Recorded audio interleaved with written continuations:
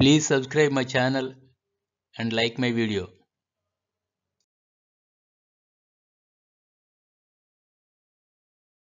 Dear students, today our science activity is from 9th class, activity 3.1.1, lesson atoms and molecules, concept law of conservation of mass. What is law of conservation of mass? Mass can neither be created nor destroyed in a chemical reaction. Students ఈ activity video అంతా కూడా ఒక interaction activity కింద ఉంటుంది. అంటే ఈ activity అవుతుంటే మధ్యలో కొన్ని క్వశ్చన్స్ స్క్రీన్ మీద మీకు కనబడతాయి. వాటికి మీరు ఆన్సర్ చేస్తూ ఉంటే ఆ వీడియో చూస్తూ మీరు ఆన్సర్ కనుక చేసుకుంటే ఈ యాక్టివిటీ ఇంకా బాగా మీకు అర్థమవుతుంది. ట్రై చేయండి. ఆ క్వశ్చన్స్కి స్క్రీన్ మీద మధ్య మధ్యలో వచ్చే క్వశ్చన్ మీరు ఆన్సర్ చేయండి. Required material for this activity are barium chloride chemical, Na2SO4 chemical, conical flask, rubber cork, digital weighing machine, distilled water, measuring jar and ignition tube. ఈ కెమికల్ రియాక్షన్లో కెమికల్ ఈక్వేషన్ ఏంటో ఒకసారి అబ్జర్వ్ చేద్దాం. Barium chloride plus Na2SO4 gives rise to NaCl ప్లస్ BaSO4 barium sulphate. ఈ chemical చేంజ్లో colour change మనకు వైట్గా రావడానికి కారణం బేరియం సల్ఫేటు. అది వైట్ కలర్లో ఉంటుంది కాబట్టి మనకు కలర్ చేంజ్ వైట్గా వస్తుంది.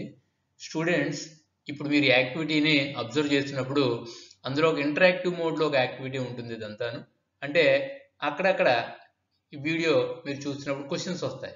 మీరు ఆ క్వశ్చన్ కనుక ఆన్సర్ చేస్తే ఈ యాక్టివిటీలో ఏ చేంజ్లు ఎందుకు జరుగుతున్నాయి అనేటువంటిది మీకే అర్థమవుతుంది.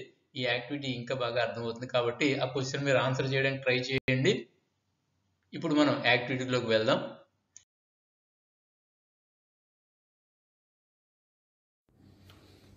Dear students, today I am going to do an activity. Before doing this activity, a small question for you. Is there any change in mass when a chemical reaction takes place? Can you tell answer? To know this, let us do the activity 3.1 from lesson Atoms and Molecules of 9th class. For doing this activity, the required materials are sodium sulfate chemical, barium chloride, these two are chemicals, a digital weighing machine, watch glass, conical flask, rubber cork, ignition tube and distilled water. With these items, we are going to do this activity. ఇప్పుడు ఈ experiment చేయడానికి మనం 5% of barium chloride solution తయారు చేయాలి and 5% of sodium sulphate solution తయారు చేయాలి. 5% of a solution అంటే 100 parts సొల్యూషన్లో 5 parts BaCl2 ఉండాలి. అంటే 10 ml సొల్యూషన్ తయారు చేయాలంటే 0.5 grams మనం BaCl2ని తీసుకుని మనం 10 milliliters ఆఫ్ వాటర్ని కలిపి 10 ml సొల్యూషన్ తయారు చేయాలి. 0.5 grams ఆఫ్ BaCl2 తీసుకోవాలి కాబట్టి స్పాచులా తోటి 0.5 grams వచ్చేదాకా నేను BaCl2ని యాడ్ చేస్తాను. 0.5 grams ఆఫ్ BaCl2 తీసుకున్నాను. దీన్ని ఇక్కడ నాకు మెజరింగ్ జార్ ఒకటి ఉంది, 10 ml మెజరింగ్ ఉన్నటువంటిది. దాంట్లోకి ట్రాన్స్ఫర్ చేసి డిస్టిల్ వాటర్ కలిపి 10 ml ఆఫ్ BaCl2 సొల్యూషన్ తయారు చేస్తాను. ఈ వాచ్ గ్లాస్లో మెటీరియల్ అంతా కూడా BaCl2 అంతా కూడా ఈ మెజరింగ్ జార్లోకి ట్రాన్స్ఫర్ చేసి ఇప్పుడు దీనికి డిస్టిల్ వాటర్ కలుపుతాను. 10 ml దాకా మార్క్ చేసుకుని సొల్యూషన్ తయారు చేద్దాం. BaCl2ని నేను పక్కన పెట్టి సోడియం సల్ఫేట్ సొల్యూషన్ కూడా ఇదే విధంగా తయారు చేస్తాను. చూడండి, 0.5 grams ఆఫ్ సోడియం సల్ఫేట్ని కూడా నేను వాచ్ గ్లాసులో తీసుకున్నాను. ఈ కోనికల్ ఫ్లాస్క్లోకి, స్మాల్ సైజ్ కోనికల్ ఫ్లాస్క్లోకి సోడియం సల్ఫేట్ని నేను ట్రాన్స్ఫర్ చేశాను. ఇప్పుడు దీంట్లోకి డిస్టిల్ వాటర్ని 10 ml వరకు యాడ్ చేస్తాను. సో 10 ml ఆఫ్ 5% సొల్యూషన్ తయారవుతుంది. ఇప్పుడు నేను ఈ కోనికల్ ఫ్లాస్క్లోకి సోడియం సల్ఫేట్ సొల్యూషన్ ట్రాన్స్ఫర్ చేస్తున్నాను.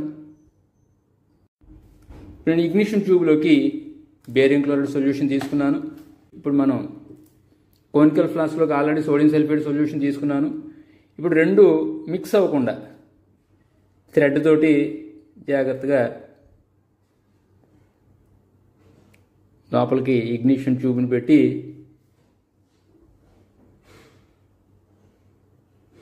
కార్క్ని తో క్లోజ్ చేసాను నేను.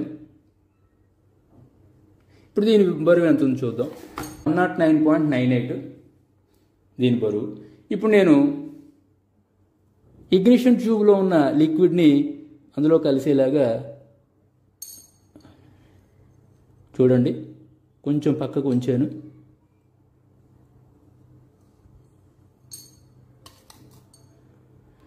చూడండి ఏమైంది, ఇగ్నిషన్ ట్యూబ్లో ఉన్న లిక్విడ్ కోనికల్ ఫ్లాస్క్లో ఉన్న లిక్విడ్ తోటి రియాక్ట్ అయ్యి